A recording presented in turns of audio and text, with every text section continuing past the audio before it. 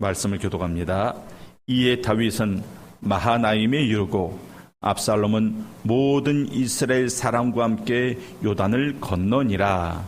압살롬이 아마사로 요압을 대신하여 군 지휘관으로 삼으니라. 아마사는 이스라엘 사람 이드라라 하는 자의 아들이라.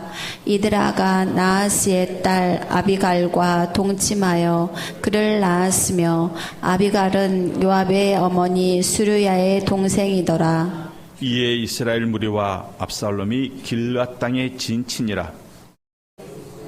다윗이 마하나임에 이르렀을 때에 암몬 족속에게 속한 라빠 사람 나하스의 아들 소비와 노데발 사람 암미엘의 아들 미갈과 길르앗 사람 바르실레가 침상과 대야와 질그릇과 밀과 보리와 밀가루와 볶은 곡식과 콩과 팥과 볶은 녹두와 꿀과 버터와 양과 치즈를 가져다가 다윗과 그와 함께한 백성에게 먹게 하였으니 이는 그들 생각에 백성이 들에서 시장하고 고나고 목마르겠다 함이더라. 아멘. 자, 지난 사건 가운데 아히도벨이 자살하는 일이 있었습니다. 그리고 이 다윗 사람들은 요단강을 건너가서 목숨의 구함을 얻게 됩니다. 죽을 뻔했던 사람이 살고, 그리고 권세를 누리며 살려고 했던 사람이 죽은 거예요. 그리고 오늘은 그 다음에 이루어진 일입니다. 24절 보면 다윗이 마하나임에 이르렀다 그럽니다. 마하나임. 자, 마하나임이라는 그 이름의 뜻은 두 진영, 두 군대, 두 부대이란 이름을 가지고 있습니다.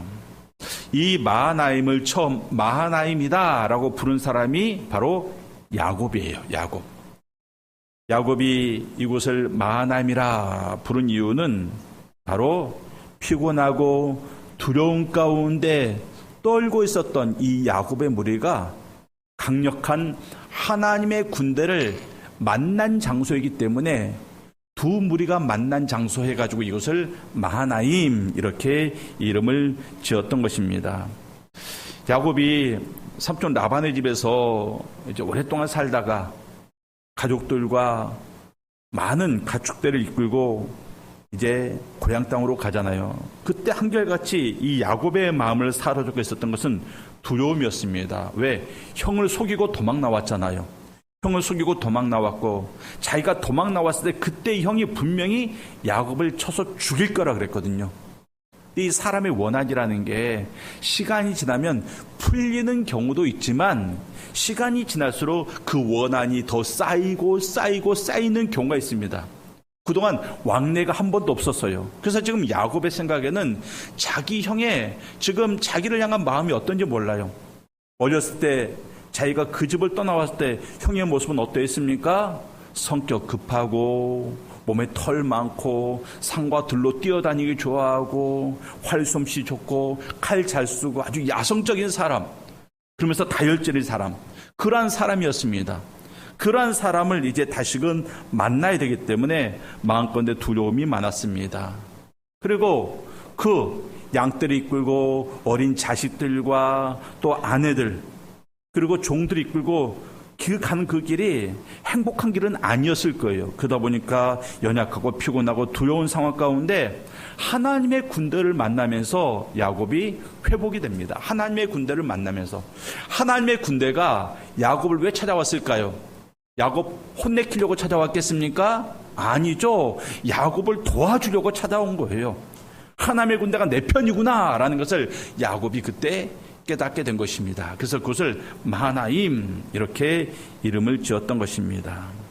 그리고 후에 사울이 블레셋과의 전쟁에서 사울 집안의 남자들이 다 죽고 말았습니다.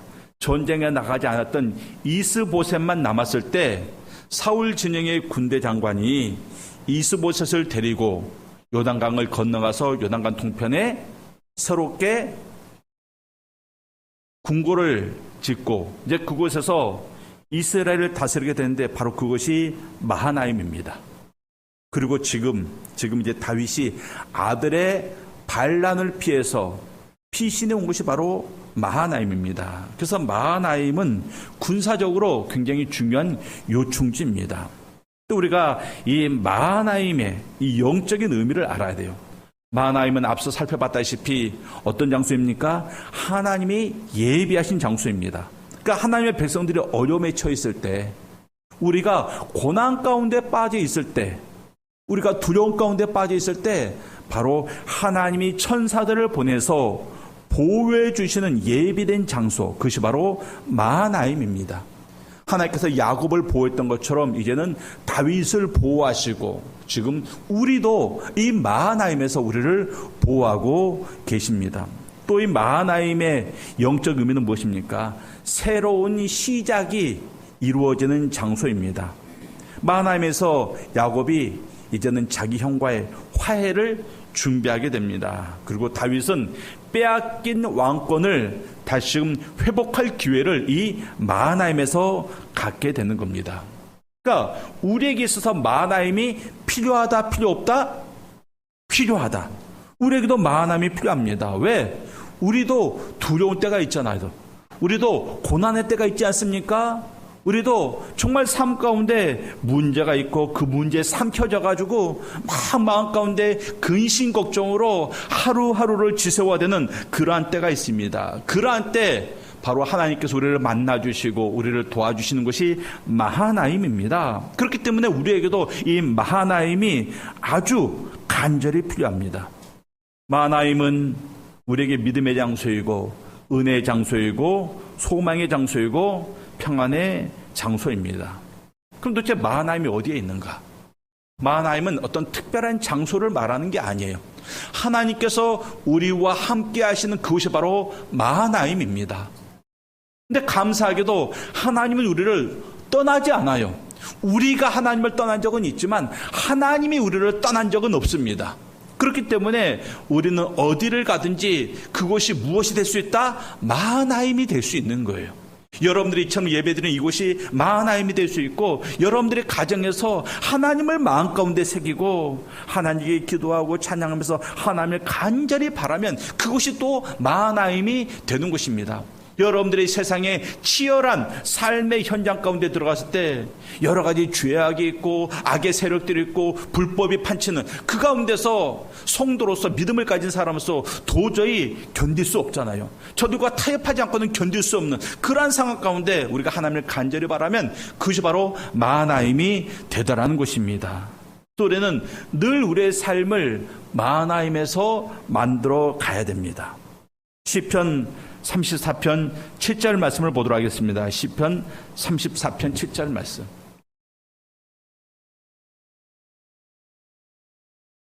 시편 34편 7절 말씀이 없네요. 자, 제가 읽겠습니다. 여호와의 천사가 주를 경외하는 자를 둘러 진치고 그들을 건지시는도다. 여호와의 천사가. 야곱이 힘들 때 하나님이 그 천사를 보내주었습니다. 엘리사가 아람 군대 둘러싸여 있을 때 하나님이 그 천사를 보내주셨습니다. 마찬가지로 주의 백성들이 지금 이 시대에도 주의 백성들이 힘들고 고난에 빠졌을 때 하나님께서 누구를 보내주신다고요?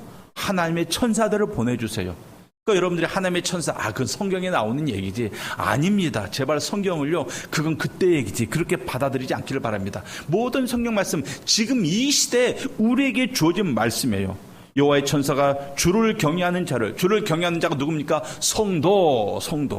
성도들을 둘러 진치고 그들을 건지시는 도다 그랬습니다. 하나님의 천사가 우리를 지금도 건지신다라는 것입니다. 어디에서? 마하나임에서. 우리 성도님들의 삶이 마하나임에 머물러야 되고 있는 곳을 마하나임으로 만들어야 됩니다. 이처럼 다윗이 이제 마하나임의 터를 잡았습니다. 그리고 압살롬의 군대가 다윗을 쫓아서 요단강을 건넜습니다. 요단강을 건너 길르앗에 진을 쳤습니다. 자, 이제 곧 전쟁이 벌어질 거예요. 그때 압살롬이 가장 먼저 무슨 일을 하느냐?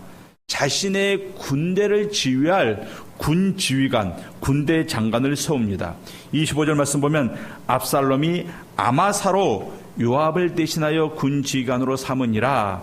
아마사는 이스라엘 사람 이드라라 하는 자의 아들이라. 이드라가 나스의 딸 아비갈과 동침하여 그를 낳았으며 아비갈은 요압의 어머니 수라의 동생이더라. 자, 저 본문을 우리가 좀 자세히 볼 수 있기를 바랍니다. 자, 여러분, 다윗 쪽의 군대 장관은 누구라고요? 요압. 압살롬 쪽의 군대 장관은 누굽니까? 아마사. 근데 보세요. 지금 아마사의 띄워주세요. 아마사의 어머니가 누구라고요? 아마사의 어머니가 누굽니까?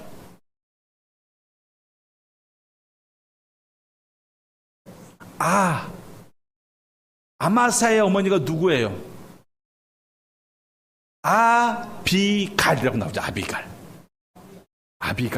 아비갈이 아마사의 엄마예요. 요압의 엄마는 누구라고요? 수르야. 그런데 수르야와 아비갈이 어떤 관계다? 자매 관계다. 자, 그러면 요압과 아마사는 서로 어떤 관계다? 이종사촌. 왜? 요압의 어머니와 아마사의 어머니가 서로 자매예요. 그렇기 때문에 그 아들들은 이종사촌이죠. 사촌 형제가 서로 양쪽 군대 최고 지휘관이 돼서 서로에게 칼을 겨누고 있는 것입니다. 아들이 아버지에게 반역의 칼을 드니까 지금 가족 친척들이 둘로 갈라져 가지고 서로에게 칼을 들이밀고 있습니다. 온 집안이 둘로 갈라져서 이제 너 죽고 나 살자 그거 하고 있는 거예요. 원래라면 모든 친척들은 다윗의 편에 서 있어야 됩니다. 그게 맞는 거죠. 한 집안이 잘 싸우자 가다가 아들이 아버지한테 반역했어요. 그럼 모든 집안 사람들은 아버지 다윗의 편을 들어야 되잖아요. 근데 집안이 둘로 쪼개졌습니다. 이 압살롬의 편 사람들이 있더라는 것입니다. 왜 그랬는가? 대세가 압살롬에게 기울었기 때문에 그래요.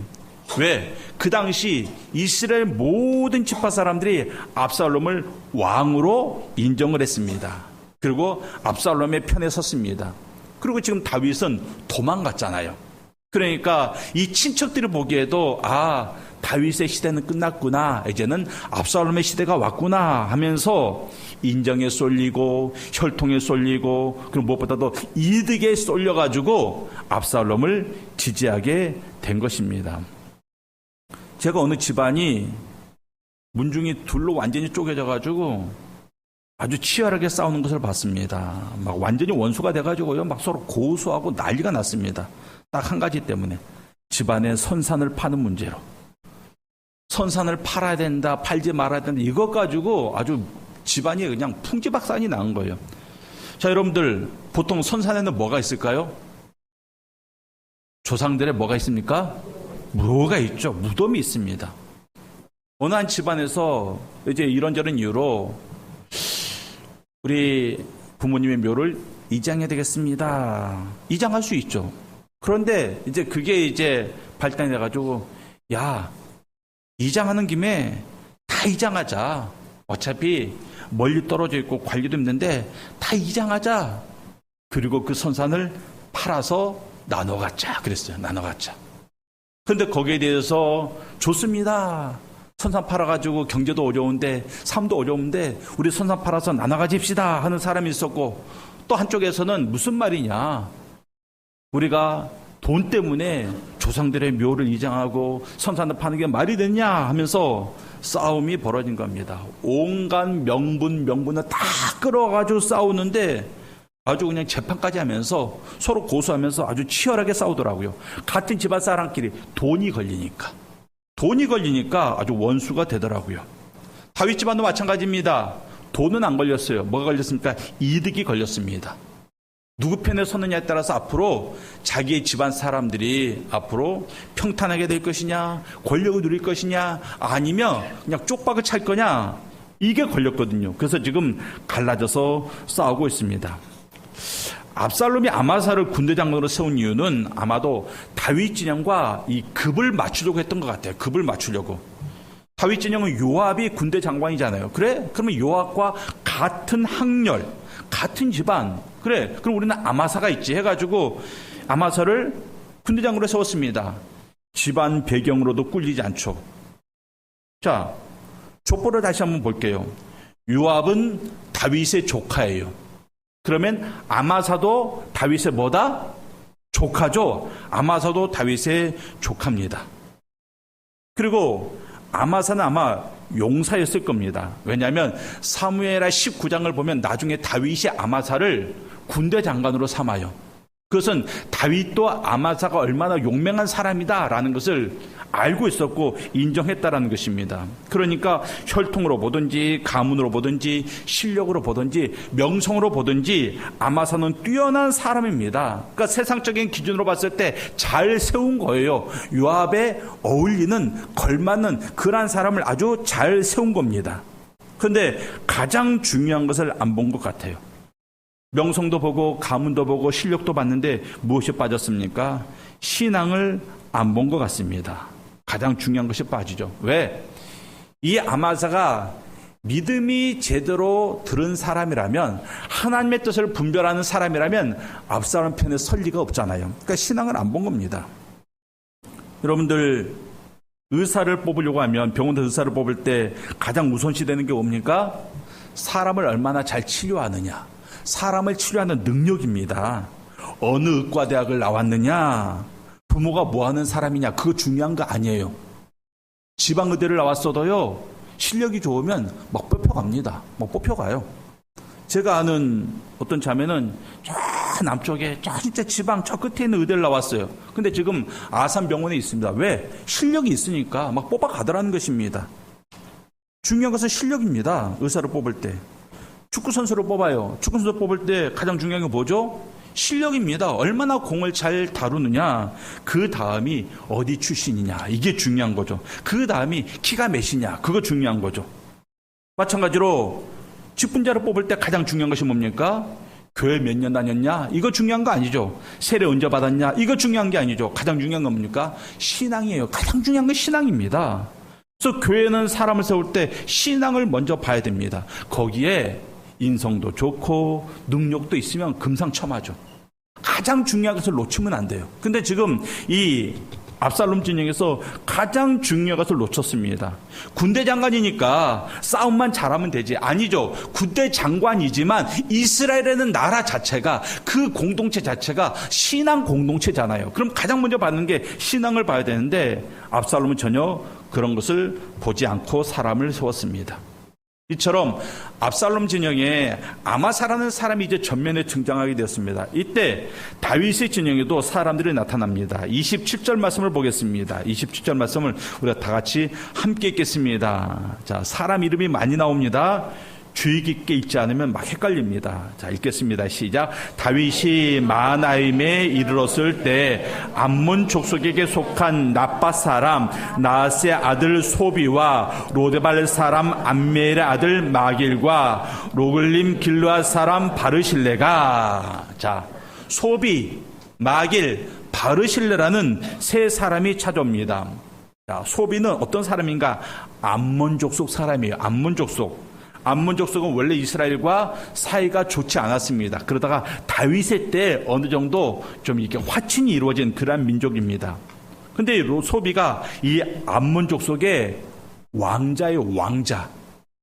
우리가 잘 알다시피 다윗이 암몬이라는 나라에 신하들을 보냈을 때 암몬의 새로운 왕 한운이라는 사람이 다윗의 신하들의 수염을 자르고 옷을 엉덩이가 보일 때까지 뒤옷을 잘라내가지고 엉덩이 볼기가 보이게 하고, 그러한 일을 암몬의 왕 한운이 했었어요. 한운이. 그 한운의 동생이 바로 소비예요.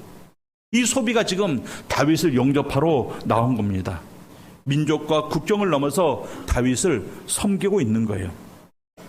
또 이 마길은 므낫세 진영에 살고 있는 사람인데 전에 사울의 손자 무비보셋을 돌봐주었던 사람입니다. 세 번째, 바르실레는 길르앗의 부유한 사람이에요. 부자입니다. 나이도 많은 지혜로운 어른이었습니다. 원래 여러분들 부자들은요, 부자가 되는 이유가 있습니다. 세상에 돌아가는 걸 잘 알아요.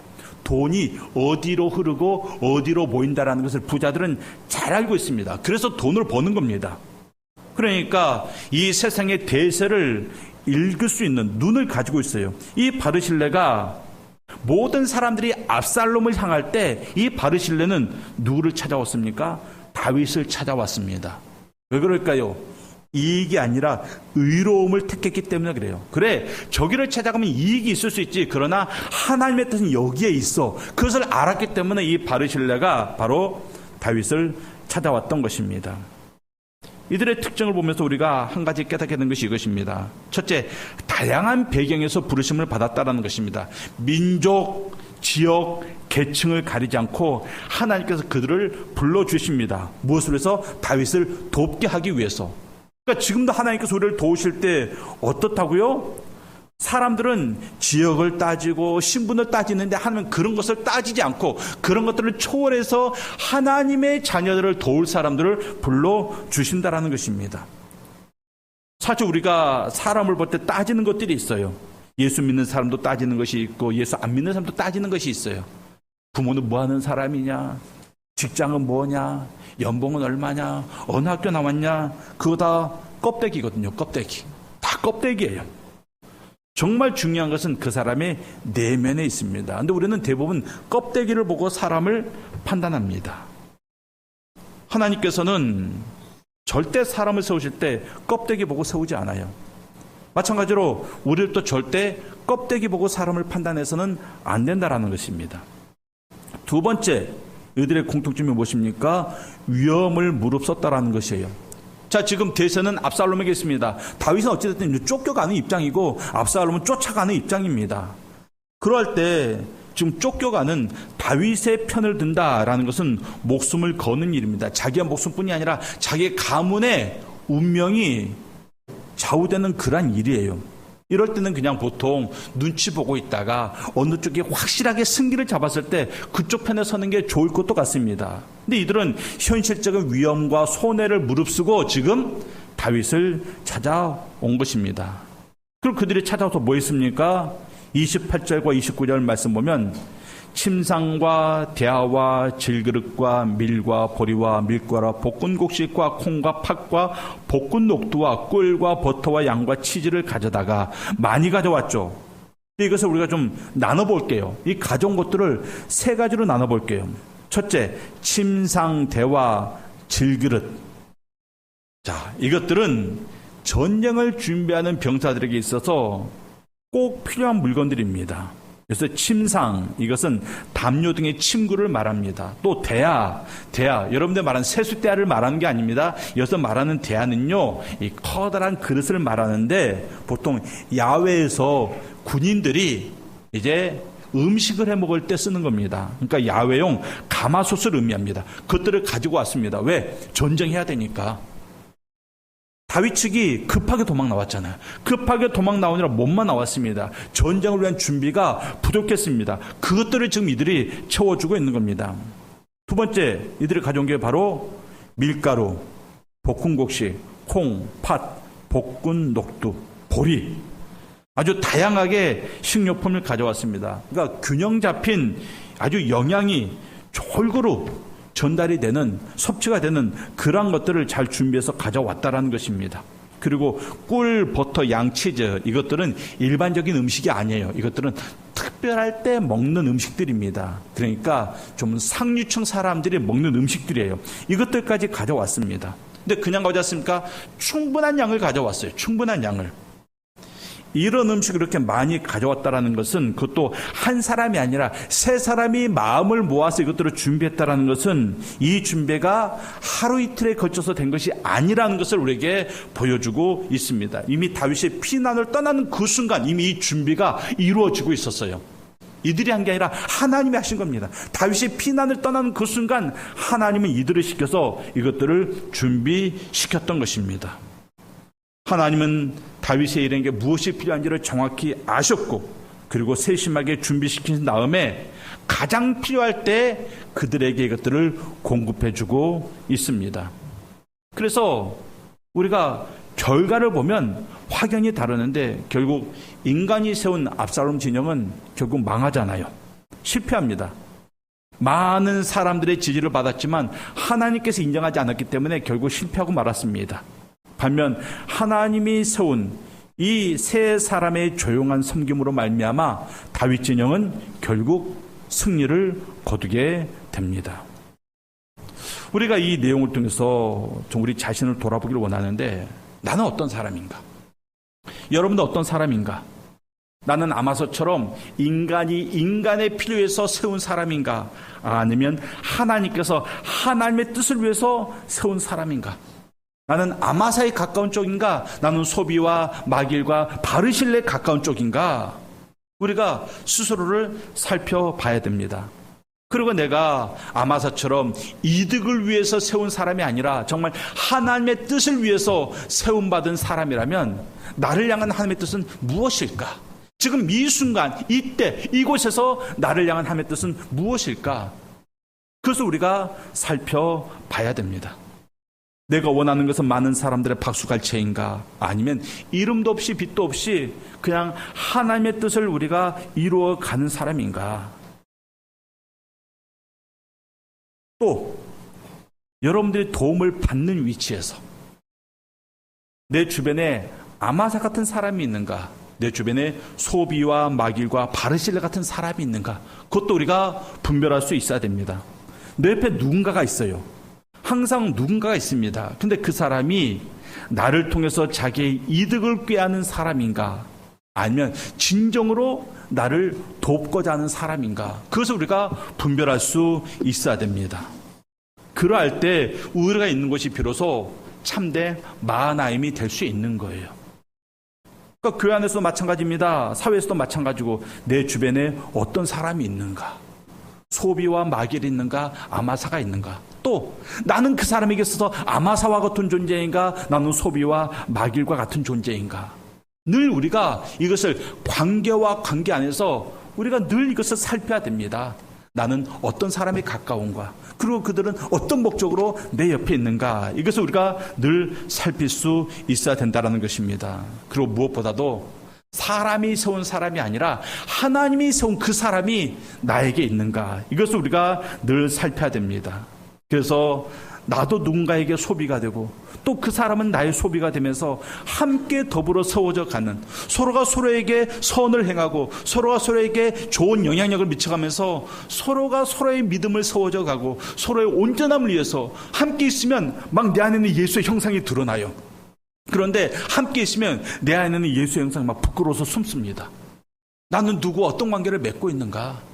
내 주변에 있는 사람들이 하나님이 세운 사람인가? 인간이 세운 사람인가? 늘 우리가 이것을 살피면서 우리가 있는 그곳이 하나님의 예비하심이 있고 하나님이 준비하신 사람들이 있는, 그래서 내가 어디를 가든 그것이 마하나임이 되어서 내 삶 가운데 근심도 그 마하나임에서 해결되고 두려움의 문제도 그 마하나임에서 해결되고 결핍, 부족함의 문제도 그 마하나임에서 해결함을 받는, 그래서 마하나임 안에서 우리 성도의 삶을 정말 모든 문제를 해결함 받고 이제는 새롭게 출발할 수 있는 그러한 성도님들의 삶이 되시기를 주님의 이름으로 축원합니다.